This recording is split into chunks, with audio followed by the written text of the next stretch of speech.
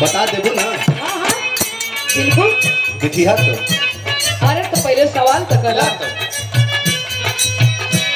केथुआ के झूलना पड़ल, अरे केथुआ के डरिया हो कि कौने डरिया।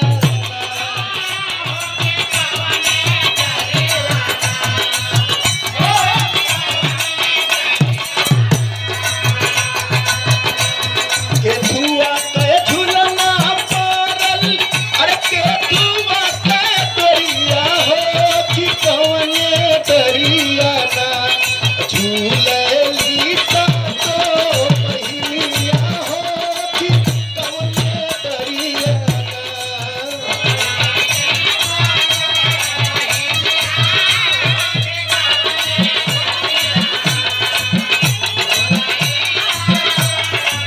आधा आधा करला।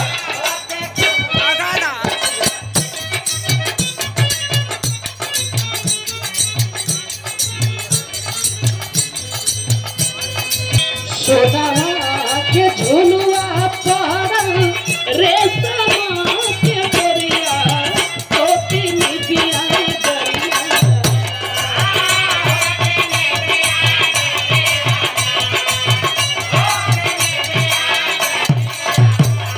सोना के झुलुआ पड़ल रेशम के डोरिया हो कि निबिया डरिया।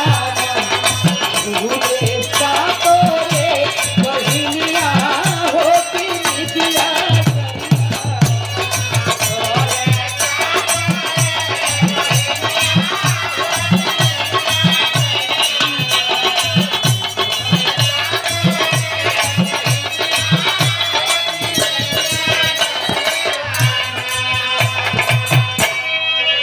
अभी हो